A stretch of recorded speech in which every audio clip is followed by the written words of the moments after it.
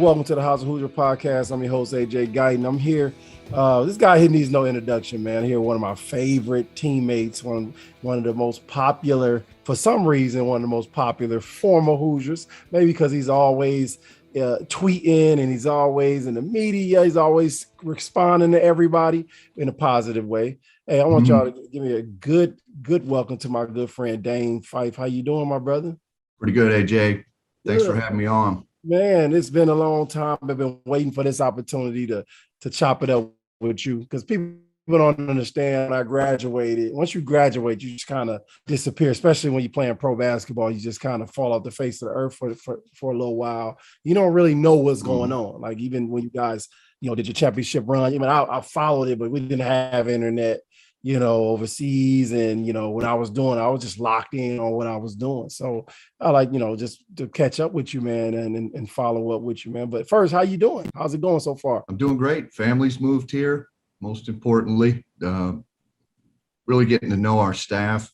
Staff's really started to gel, especially with the trip over to the Bahamas. And then it's just really neat learning from Coach Woodson.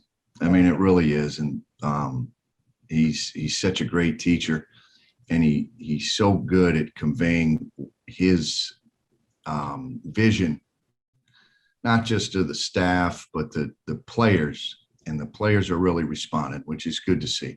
Mm-hmm. And, we're definitely going to get into all that, man. Coach Woody, the new staff, the new surroundings, all of that. When we do this podcast, what I like to do is take a little trip down memory lane when it comes to what makes our Hoosiers become who they are. And it all starts at home, what I've learned from the other guys, talking to them and talking about their upbringing. So I want to discuss that with you, man, hailing from Clarkston, Michigan, man. What was it like during that time coming up? You got a very unique experience, professional athlete and a father, brothers, and in family. Kind of describe like what it was like coming up in Clarkston around that time. Well, my dad was a high school coach. And as you mentioned, I played, I was from a sports family. I played football, basketball, baseball. My dad will tell you my baseball was probably my best sport, but in an era of Michael and Magic and Larry and Isaiah, of course, right up the road at playing in the Silverdome. Basketball was really hard to, avoid as not being my favorite sport. It quickly became my favorite sport. And so really quickly, I think how Indiana came to the forefront was the first VHS tape that I'd ever seen was my dad had coached at Michigan, and Bill Frieder was a friend of his. And it was a 1985 VHS video of Michigan versus Indiana at Michigan, essentially for the Big Ten championship. And Michigan destroyed Indiana, but what really stuck out to me was the way, I believe it was Billy Packer, and I know it was Brent Musburger, that the way they spoke about Coach Knight and basketball in Indiana. So that was the first time I was really exposed to Indiana basketball in a way that really captivated my mind and really made me want to seek more of Indiana basketball. In that household, tell us about how your parents influenced you. What part did your mother play in influence you in sports? And I try to explain to people that each parent has a role in influencing you in developing the personality that you eventually develop as a player. So what was your mom's role, and then obviously your father as a former athlete, a coach, and then his role ultimately in bringing all that together? Well, my mom played a major role in that. One, she was the peacekeeper because three boys, I was the youngest of three. And then there was a tendency to bring the game home, not just with the three boys, but from our dad, who demanded that if we were going to play, we were going to play it the right way. He didn't care. Basketball was each of our choices, but it was going to be done the right way, just like anything. And then also, I think my mom preached balance, AJ. She preached balance from the standpoint that, yes, school was important, but there were many things that came before sports in that were great teaching points for my mom. Right. You know, we really, I think she really tried to maintain a family of strong faith. And I can remember days on Sunday mornings where my mom was battling to get her three boys out of bed to go to church, and then lighting my dad up for not helping. And, Right. but those were the things that my mom was very firm on. And, you know, I think the peacekeeper part was also a major role. That, look, you can do all that stuff at the gym. You come home, we got other things to learn and other things to focus on, like the idea of family and making sure that we remain connected in different ways. Yeah, I love that. I want people to understand, like, even mom plays a role. I know dad's heavily involved, but mom's ability to to keep everything balanced, to keep you centered is what ultimately enables you to be who you became, man. So that's awesome. And we know the story about, your father, your brothers. What was that like growing up and you said you're the youngest of two brothers? Man, obviously I can look from the outside looking in. That's where the competitive drive and the will to win began to manifest, because I'm sure they tightened you up a lot as a kid when you want. Well, when you look at the psychology of it, I was the baby. So Dugan was the oldest, Jeremy was the middle, and it was your traditional, the oldest beat the heck out of us. But he'll claim that was his role. Everybody has a role, and that was his role. And the middle one was more subdued, Jeremy. Jeremy was essentially the runt of the family. Dugan and I were a little taller, which helps you in basketball for the most part. But Jeremy dealt with me in a different way. Right. And, we were a lot closer in age, but that dynamic, it creates certainly a really competitive environment. But I think, you get two parents that managed it well. And I think if you ask them, there's the bias there of being proud of their three boys, but I do think that they can wake up every day knowing that they have three sons that are trying to maintain their values along with God, along with the Christian values that are important to our family. Right. Yeah. And have you had a chance to talk to Miller Kopp about those brother battles? Because we had him on the show and he talked about how competitive him and his brothers are today. Have you had a chance to holler at him about that? Just a little bit about those. Sometimes he'll bring back flashbacks in my own mind, and I'll have to stop.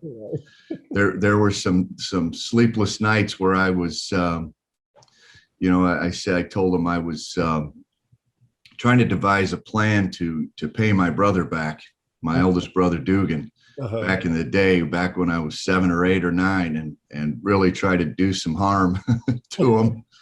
Right. Definitely. Getting back. He had, I know, recruiting I didn't recruit him at Northwestern. He was coming in when I was at Northwestern. That's one of the things head coach Chris Collins talked about, is like and he talked about his competitive fire with his brothers, but a lot of people understand that really just helps you to take it out when you get out there on your own. You take all of that inability to defeat them and all that on the next opponent. So it develops your competitive advantage. It really does. Yeah. That's a great story, man. And then so your high school, man, Clarkston High, man. Were you a 3-sport star player in high school? Did you play baseball as well, or just basketball and football? Well, AAU ruined my baseball career, AAU basketball. So I ended up playing football and basketball, and I really enjoyed baseball on the side, but I was unable to play it. I did run some track in 8th grade just to really work on my ability to run harder for longer periods of time, and it helped. But really just football and baseball or basketball, and dabbled in a little golf, but nothing competitive in any team sports. When did you begin to kind of understand that you were pretty good at both sports? I think at such a young age, because I had a brother my brother Dugan was 6 years older than I was. And so, when I'm 4th, 5th, 6th grade, he's going through the high school recruiting process. And, I think people would constantly say, well, the third one's going to be the best of all three. And I'd hear those things. And I was also able to recognize that because AU was really starting to go. Yeah. And, you travel from state to state. And I was also able to recognize that, I was considerably better in certain aspects of the game in basketball than a lot of kids we play against from state to state. And then football was a little different. There wasn't much travel, but I felt a natural confidence in the game of football, playing quarterback, that I could recognize that I was, pretty good at what I was doing. Okay. Well, I mean, I always wanted to ask, especially someone who played two sports well and put a lot of time in it. And because parents, some parents put their kids in everything. Some parents say, I just want them to focus on football, basketball. Mm-hmm. What are the pros and cons of playing both sports? Is, especially one of the cons that I want to know, do you think that playing both sports, kept you from developing fully in the other sport? You know what I mean? Or do they work hand in hand? I do believe, AJ, that they work hand in hand. Okay. I think that is a pro of playing multiple sports. Mm-hmm. I think you learn different techniques, perhaps in football, or I love soccer for basketball players. Right. But you learn different things that apply. Wrestling. It's interesting, wrestling. Yeah. I always felt that I could guard anybody, especially when it came to like guarding somebody in the post because of leverage. Right. Yeah. In wrestling, you learn to get underneath somebody. You learn to use your legs a lot more. And I felt like I could always, I was the wrestling king, AJ. I know that. You would never wrestle me. Right. I would have whooped anybody. I whooped every guy in the locker room, AJ. You were over there hiding in the corner from me. I remember walking in on a lot of the wrestling battles, and I made sure, because I was delicate, man. I had to stay healthy. That's right. I could not get injured. That's right. But no, I've seen you wrestle, man. I think you're 100% correct, man. When you talk about how each sport can help you, and I want parents to understand that as they go forward, that it's just not about one thing. It's about develop. We played everything coming up. I didn't end up playing football or basketball, baseball in high school, but we played it coming up. And I think that's the advantage we had during our upbringing, is that we played a lot outside. And I attribute a lot of the things that I've learned in basketball, as movement, trying to shake free of opponents and, thinking a step ahead. I learned that from the streets and being outside. When you steal somebody's skateboard, you got to get out of there quicker. You know what I mean? When you steal somebody's bike, it's a bang, bang, bang, or you climbing fences, or you climbing trees.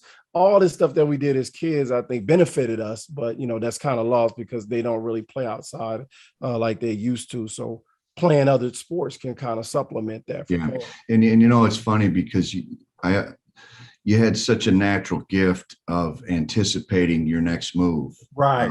I was just so impressed with how you could read things before they happened and anticipate, especially on the offensive end. And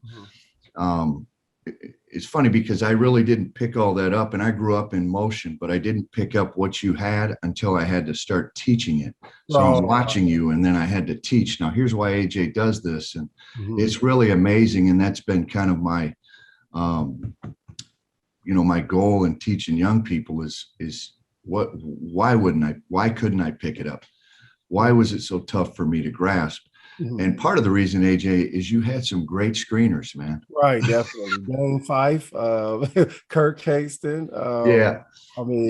Cool guy. But screening and passing is important, but you also have to see it.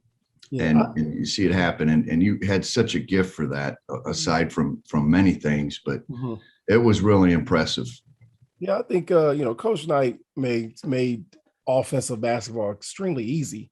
I mean, it wasn't a set offense, but I call it controlled chaos. That's what I used to call it.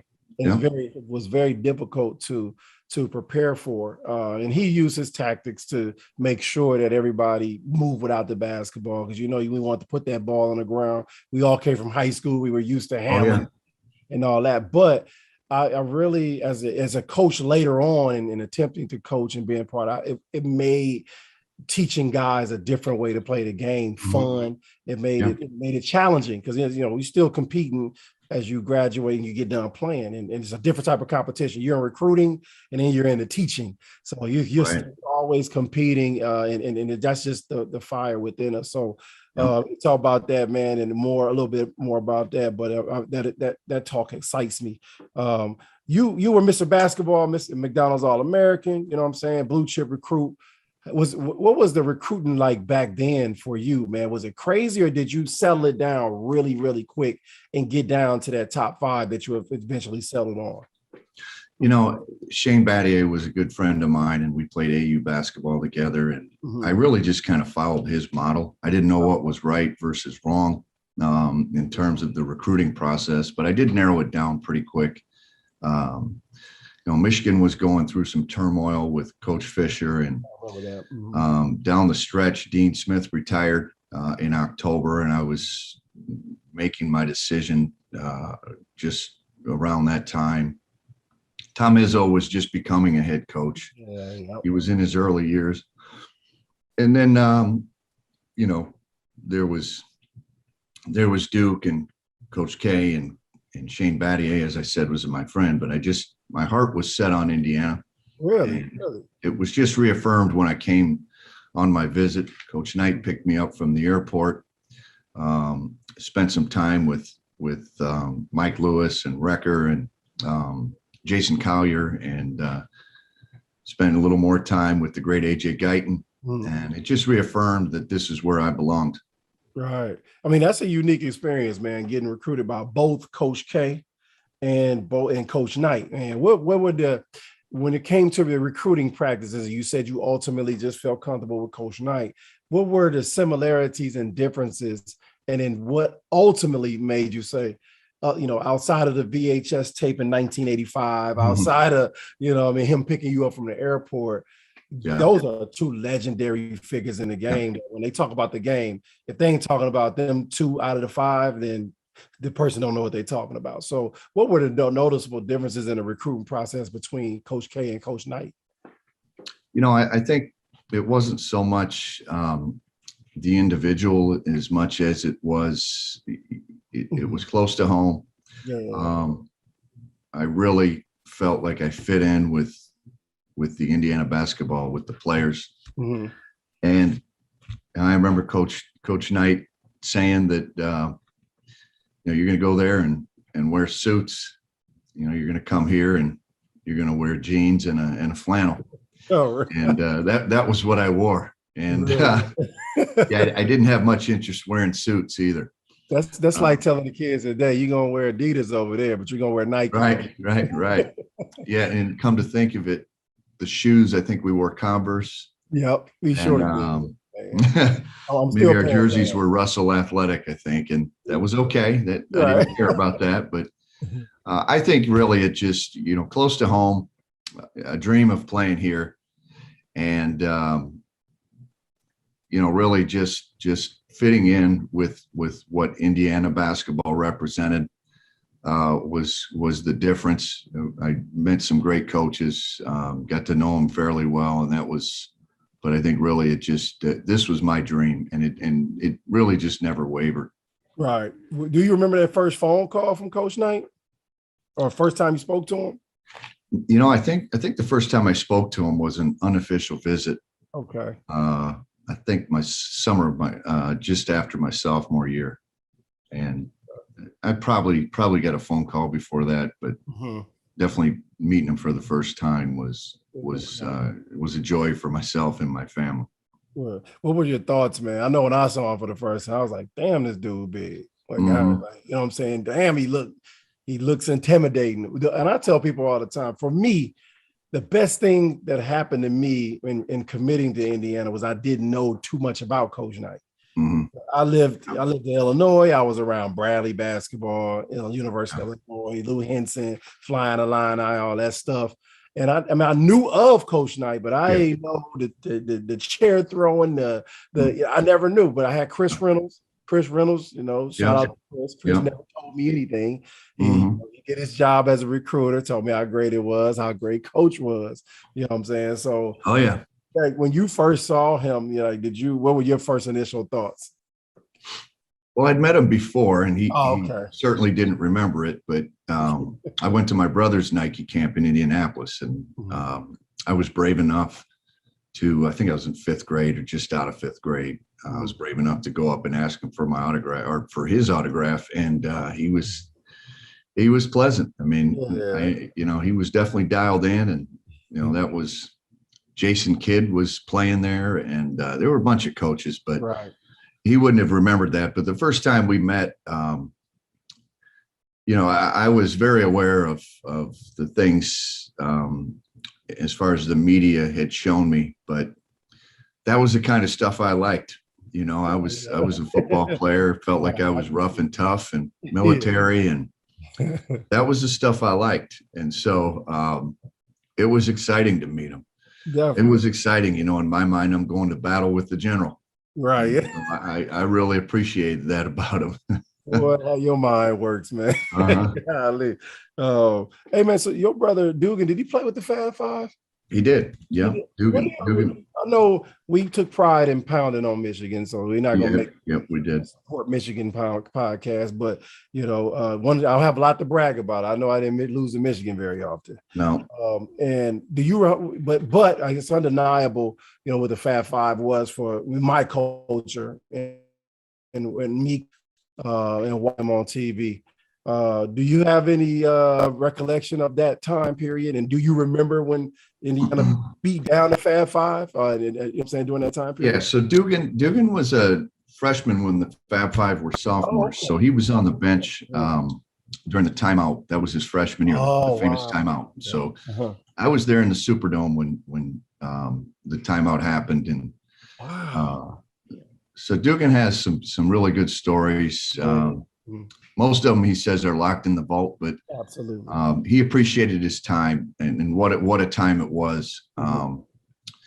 Those guys were cultural and culture icons back in the day, and still kind of are. But when you look at the show Fab Five, Dugan's on there. Yep, I saw him. He's on there. He's interviewed on there. Yeah, and you can see him plenty of times, but it was a good time for him for the most part, except for that national championship that they missed out on. Right. And then Dugan started when Chris Webber went pro. Dugan started the next year, and they lost to Arkansas and Pig Suey. When Jalen and Jimmy and Jawan and Ray were the four that were left. That was a good team too. That was a good team too, definitely, man. Before we move on to the Hoosier 10, let me tell you guys a little bit about our partners over at Bet Rivers Sportsbook. If you haven't signed up with Bet Rivers yet, now's the time, because they're offering a $250 match bonus for our first deposit. But what sets them apart is that they require just one play to turn your money into cash money. With their new Rush Pay instant approval, withdrawing your winnings is safer, more secure, and more reliable. With football season kicking off, get in on the action by going to betrivers.com today or by downloading the Bet Rivers iOS app. Must be 21 years or older. Gambling problem? Call 1-800-GAMBLER. He's sitting here with one of my favorite guys, Dane Fife, on the House of Hoosier podcast, man. Dane, we're going to go into a segment before we go into your fabulous Indiana basketball career. We're going to go into a segment we call Hoosier 10, man. I'm going to ask you 10 questions that only you can answer from an Indiana perspective, man. So first question, what dorm did you stay on campus your freshman year? I was in the apartment, man. Oh, were you in a dorm? I was in. So you broke the curse. The dorm curse, man. All freshmen had to stay in the dorm when they came in for Coach Knight. So you stayed. Right? How did you convince Coach Knight to let you stay? I didn't. I was just told where I was living. I lived with Wrecker and Kyle Hornsby. My first year. Yeah, we lived on Hillside. Okay. All right. Favorite restaurant to eat in Bloomington? Back in the day, I would have to say it was probably Steak and Shake. Steak and Shake, yeah. I think about that often, man. Like how we played in the training tables that we had. Mm-hmm. Like Steak and Shake. What was it? What was we did have Marsh. Marsh was good. Marsh. You can go to Marsh, but what was the buffet that we ate at? That was like a buffet over there off by Hampton Inn. It was right behind the Hampton Inn at that time. That must have been an AJ Guyton special. Yeah, it had to be, man. But just thinking about how we fueled our bodies back then, and it was all right. But now you guys have training table, you make food for them, they can take healthy foods and stuff like that, man. So I think about that quite a bit. Yeah. Who was the toughest matchup guarding for you in the Big Ten? Who was your toughest matchup? AJ Guyton, and I mean that with absolute reverence. I had to do it every day. But if I had to play again, if I had to say an opponent, it would have been probably Michael Redd. Oh, yeah, he was pretty good. Obviously, 10-year pro. Who's your toughest matchup overall, not just in the Big Ten? I still look back. It was if I can't say someone on my own team, Arthur Guyton. It was gosh, that Duke team we played against was pretty tough, and Jay Williams was really good. It was just it was tough. He was just exceptional, and there was a reason why he was a first rounder. But I would have to say the Duke starting five because they were all lottery picks. All of them, didn't you? Switch. I got them. Yeah, that's the competitive nature of Fife. That's why we love it. If we think about it, I think I know the answer to this. What was your most memorable game? You know what? The Kent State game, to go to the Final Four, because the year before we got knocked out in the first round, and there was a player on their team that was he was a Michigan kid, and he came out the same year I did, and he made up some story that was totally untrue, and essentially he was trash talking in Sports Illustrated about me, mentioned me by name, mentioned my dad, and it just was absolute BS. Okay. And so that was a really important game for me. The Kent State game that we whipped them, and we did. The other part that was funny is, Antonio Gates. Antonio Gates was another player on Kent State's team, and Antonio Gates and Detroit Central knocked me out my senior year of the state tournament, knocked myself and my team out. So that was some sweet revenge too. Absolutely. Yeah. And is Antonio, he's from Michigan as well? Yeah. You beat him out for Mr. Basketball, right? I did. And then he went on to become. He won one, and you got the last laugh. That's typical. And then he went on to be one of the greatest tight ends in NFL history. Shout out to Antonio Gates, man. He's a class Chargers. He's a class guy. Yeah, he is. What comes to mind when I say Purdue? Well, the nicknames, but great rival. I like that. That's it. I like it. PG-13. I got you. Hey, I mean, they're just a great rival. They compete. They do it the right way. And it really is just if you want somebody to be your rival, they're a great rival. Their players are respectful, as are ours, and it really is a great rival. Big Ten basketball is always better when Purdue and Indiana are good. No question. It's not going to change. Who yells more, Bob Knight or Tom Izzo? Tom Izzo. Oh, Lord. People ain't going to believe that, Dane. All underappreciated IU Mount Rushmore. Underappreciated. Year four. Oh man, that's I'm going with Jeffries. Yes, sir. I agree with that.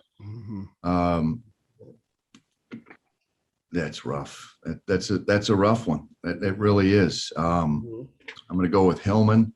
Yeah, I do think that for the young people, we talking about Joe Hillman. Joe Hillman. Yeah, I understand. We got young listeners. So. I better go with somebody newer. I better go with Oladipo. Oladipo, okay. And then I'll go way back. I think Vic is underappreciated. I don't think he underappreciated. You don't think so? What Well, I think he's underappreciated because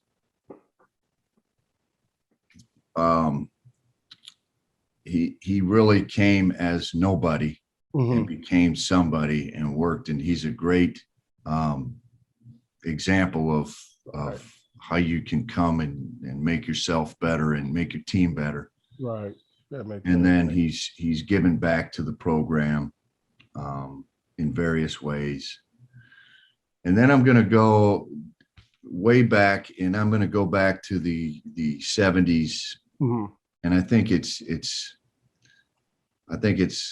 someone like Wilkerson.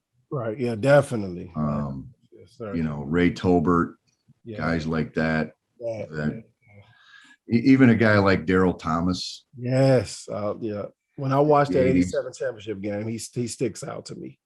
And if you watch or read books, Daryl took a lot of crap for the other guys. Right.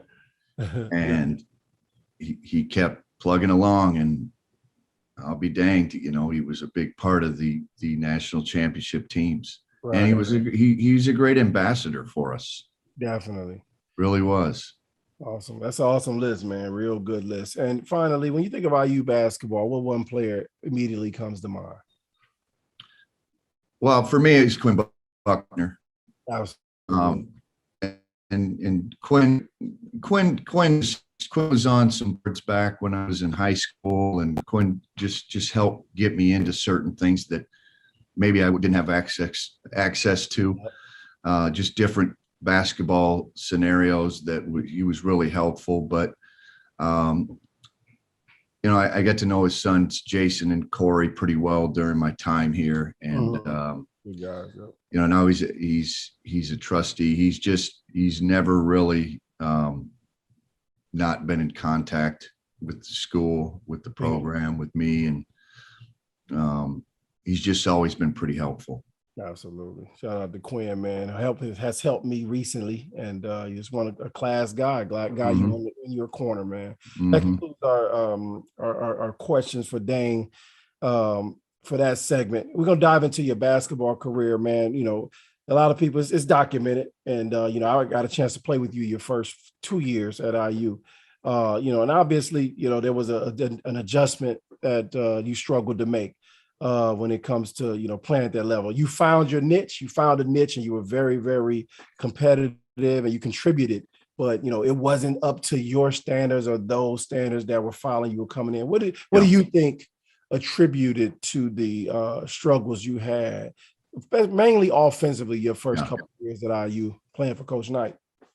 Well, I was really well coached, AJ, when I was younger. And I relied a lot on effort, working hard, and I do think I had a ceiling. But I also think when I arrived here, players were clearly better or more adept at playing in the system, and there was that constant tug of war of, should I pass it to the guys that can really score it, or should I do my thing? And if you think about it, that's quite a tug of war, because when I wasn't a selfish player, neither were you. I didn't think we had any, ultimately selfish players, but we just had some guys with different mindsets at that time. And so that tug of war relented to, a lack of confidence. It really was a challenge, confidence wise. And yet ego and wanting to play and wanting to win, there were certain things I felt that I did better at than certain players on the team, than most players on the team. And so I still was able to provide value, and essentially, the staff played me partly because they felt they needed to. And the other part is that's what you try to do with young kids, is bring them along and try to give them confidence in certain spots in a game or a practice. And I thought Coach Knight, he handled it really well. Because, like you said, I was brought in to do a job and do some tasks. And I think Coach Knight was able to acknowledge and recognize that there's been many players that had been through those struggles and that tug of war. And I think he did see value in what I was providing, regardless of offensive output that I could bring to the team. So I appreciated that he stuck with me. I think I'm second in starts, AJ, all time at Indiana. I could be down the list now, but I finished second in starts behind Newton only because I bit a fingernail too low and had to miss 2 games. I think it was your sophomore year. Or my sophomore year, your senior year in Indianapolis, and I got a staph infection. Because you bit your fingernail too low? Yeah. Oh, hey, man. And so I understand, I play with you, and I play for Coach Knight, so I understand exactly what you mean. But what I'm trying to get is, because I always looked at, playing basketball offensively as a mentality. It was like, all right, I'm here. My story was a lot different than yours. I came in, nobody knew who the hell I was. Yeah. They was waiting to see who, if he was going to be good enough to contribute, let alone, be there consistently, contribute every night. But in my confidence grew, each game. I tell people all the time, I missed my first 19 threes as a freshman. I was 0 for 19, you know what I mean? So, but I knew in my mind, I was like, man, I'm going to make one of these. When I make one, it's over. And it was against Duke in the Garden, I finally made one. And then I think I shot like 47% for the rest of the year, and it averaged out to 40. You know what I'm saying? So that's kind of how it went. How does one go from Mr. Basketball, one of the top scorers, confidence out the wazoo, to, shot faking a wide open shot? You know what I'm saying? And when that's, because and people don't know this, when we had our red and white scrimmage or something, you went bananas. Yeah. And I'm like, hell yeah, we got enough finally. Like, you know what I'm saying? You had probably, if you had to add it up, you might have had 30, 40 points. You made everything. Everything went. I don't know if you remember that, but I remember. No, I do. I think I had 19 in first half. Yeah. Then I got switched teams. We won't name any names, and I had 2 in the second half. But you're right. I didn't get any shots. I didn't give you the ball. I don't know who it was. It was Luke was definitely on the team. Oh yeah. And it might have been you and Luke. We might have popped you and Luke. I might have hit you when you was old. Luke wasn't giving it to you. Yeah. But how mentally, how do you go from that to that? Well, I think I was a ticking time bomb, because I'd had spurts in high school where I just went in the tank. And it wasn't all the way in the tank because I was physically and just better than, and then there were certain, a bounce back game where we play somebody that was just so bad, I was able to get my confidence back. But, if you think about it, AJ, you get your confidence, they say you get your confidence in practice, but when you play against it, it is hard to get things done in practice in that realm. Right. You could go get a basket anytime you wanted. You really could practice games, but all in all, and by and large, it's hard in practice offensively because everybody knows what everybody's doing. Yes. And it makes it more difficult. And then there's certain settings where it's just half court, but it was funny because when I'd get the ball in a game, in an actual game, and it was so easy visually. It just looked the court was wide open, but I just couldn't get it to click where the right play was made. Right. And it looked easy. Everything just looked so open, but it just, I lost that connection between brain and body. Right. Yeah. Visually, brain and body. And it just, that happens quick. It happens quick. I can always tell when a player is not there mentally because they miss a lot of layups. I mean, like easy baskets, like stuff that you just routine. I remember when I got older and it was time to hang the gym shoes up. I'll go to the gym, make a backdoor cut, easy, and just miss it. I'm like, it's time to shut it down. So that even from high school and college, I always knew that. I remember there was a period where you couldn't make a layup to where in the game, the crowd would cheer because Dane made the layup, and everybody holding their breath. And that's just, it tells me something ain't connecting. That's right. It needs to be connected. I remember that time, man. And I think it turns into anxiety. And what happens that's fight or flight, and your hands, you think about a fist fight. When you're in the middle of the fight and you hit somebody and you don't feel it. Well, it's fight or flight when you're trying to shoot, AJ, and you don't feel your hands, essentially. Right, exactly. It's foreign to you. Right. And people go through it. I mean, it's putting in golf, it's pitching in baseball, and it's generally with the ball. And the main area you can see it for everybody is free throws. Right. Yeah, definitely. That's a lonely spot. Yep. And I would bet that we could still go. We could go in the gym, and AJ Guyton would probably go 100 out of 100. At worst, 99. Yep, 99. You get him in that setting, and for whatever reason, you're probably only going 91, 92. Right. And that's anxiety. That's distractions. That's things that are forcing you and bringing your mind away from the task at hand, and taken away from your confidence, even if just a little bit. This question is kind of twofold. Do you think if Coach Knight had handled or approached you differently, because Coach coached everybody the same? Yeah. If you was stinking it up, you was stinking it up for that 2 weeks. He wasn't letting up off of you. So this was what they call it, the mental, the how he played with you mentally. That's what they called it. Yeah. We call it was coaching. It was like trying to motivate you to get yourself out the funk by using that. Do you think that if he would have approached you differently and handled you different, or did he have any impact on you gaining that anxiety? And how would you tell if you talk to your younger self now, how would you handle it now as opposed to how you handled it then? You know what? I'm going to get pretty deep here, but I think all that stuff gets sorted out from childhood. Okay. And I think that I was destined, or it was inevitable, that there was a potential crash in terms of my mindset. It didn't mean I couldn't come out of it, but in those younger years, the immaturity, the brain still developing, the losing of priorities, the trying to produce a fake happiness to counteract the frustration of not being able to play the way I was used to playing. Right.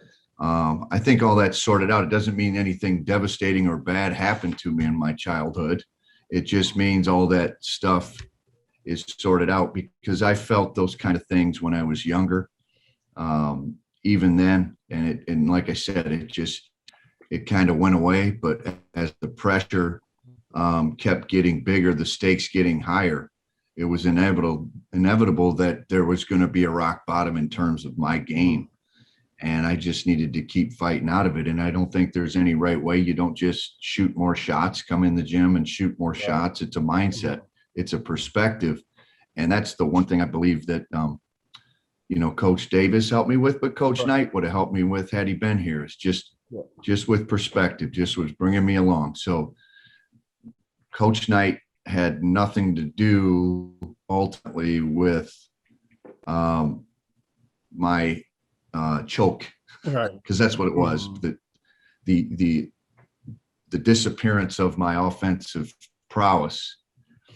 I think Coach Knight was a brilliant coach, a brilliant tactician, that he really didn't. I don't think his interest or his coaching approach hurt offensive players. I think it helped. I think it stimulated. I think Coach Knight was more interested in the discipline of the game, teaching discipline, where Coach Knight did a lot of yelling with effort and lack of discipline. Right. Okay. And that mainly took place on the defensive end, or things without the ball, which was screening, passing a little bit, but cutting, spacing.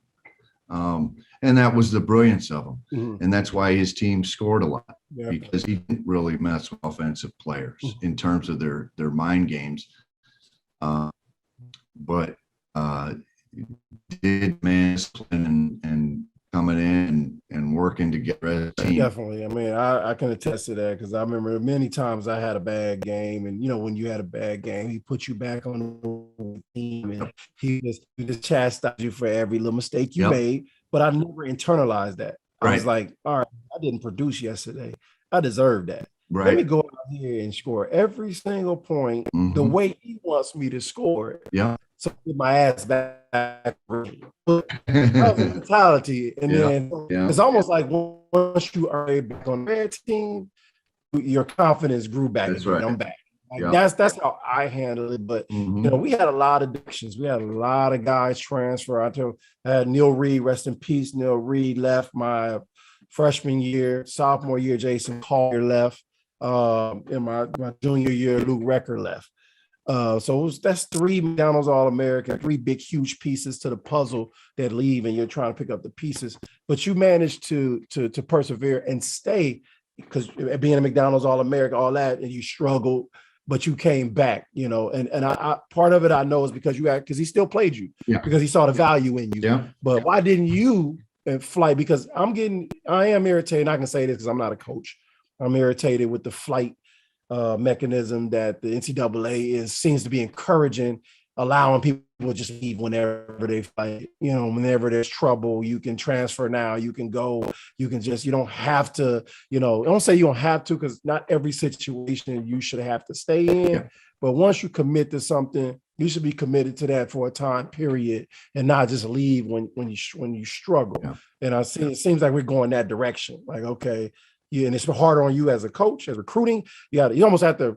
You guys are in the free agent pool every year, which they call the transfer portal. And you gotta be in there, or you're going to not have a team that can compete. Why didn't you decide to? You know what? I was the man last year. I'm finna go somewhere else and be the man. Well, I loved Indiana, and I loved the fans. I loved my friends, and I loved playing for Coach Knight. And that really was my dream. And I was able to recognize that my struggles happened in high school too, with my own dad. My struggles happened in, a little moment, 6th grade AAU, that I came out of, but it had nothing to do really with Coach Knight. It had everything to do with me and the decisions, the choices, the perspective that I had. And so I knew what I wanted out of it. And it wasn't just like for you it wasn't simply about me. And remember after a practice, after we lost to Purdue, I think it was, I can't remember, freshman or sophomore year, but I was running my mouth in practice. And I remember writing a note to Coach Knight and just kind of bringing everything back into perspective. And, I tend to speak, tend to write my mind or speak my mind. And I just remember telling him, I'm here. I want what I want out of it, but I want to win a national, number 4 for Coach Knight. I said, we all do, but that was what was important to me and what I wanted out of it.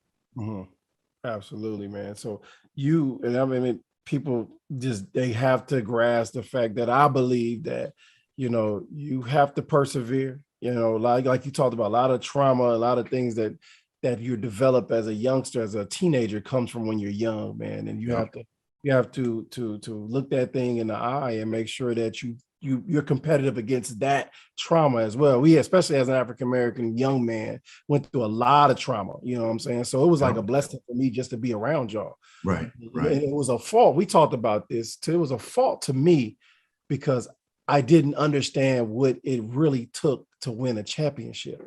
Because it was because I didn't come from guys behind me winning championships or somebody telling me before I got to Indiana, like, I just knew to play hard as you could, be unselfish, have fun, compete, and I knew I had a special talent.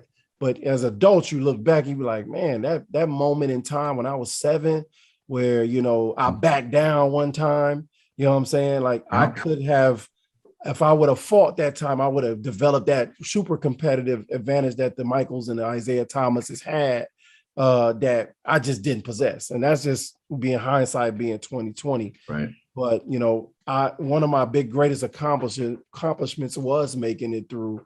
And I don't want to say making it through, because when people ask me all the time, they think that playing in Indiana was difficult. Like it was not hard at all. In fact, it was fairly easy. Yeah. Like it was easy. It was like, you know, you had moments. Coach Knight didn't like to lose to cheating coaches, and he didn't like to lose to Purdue. You lost them games, you're gonna pay for that. You know what I'm saying? But other than that, it was a cakewalk. And I would send my kid to go play again and again and again for Coach Knight. I don't mean that to toot his horns. Like, no, it made me a disciplined athlete, and it made me think the game in a way I never thought about it before. You know so, that's right. So I appreciate that candidness, man. You another opportunity came in transfer, and you didn't take it when Coach Knight was eventually let go. You know, and I know it's a tough time for everybody. And you know, I always thought what was going through the process of everybody who was there, especially the guys who had played for him for a couple of years.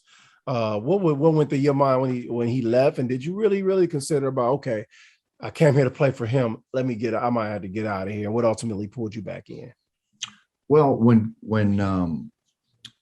Coach Knight was fired, one of the things right out of the gate that I had in mind was I didn't want to play for another staff. I wanted to go to a staff that I was familiar with and another coach that I was familiar with. And so I right when Coach got fired, it was assumed that everybody was fired. And so I did. I had said I'd ask Coach if he could, you know, call a few schools. And he tried to say, hey, look, are you sure? You should, I want you to consider staying. You know, this isn't about him. It's about, you know, staying for the school, staying with the team. And I had said, that's not what I don't want to play for another staff. And so he understood that. You know, he helped me, but then it started coming out that, you know, that it would be Coach Davis's job or one of the two, Coach Davis or Coach Treelord. So that, you know, aside from, you know, some teammates talking to me about staying, you know, ultimately it was a pretty easy decision that I was going to stay as long as they maintained the staff and kept the staff together with Coach Davis, Coach Treelord. Okay.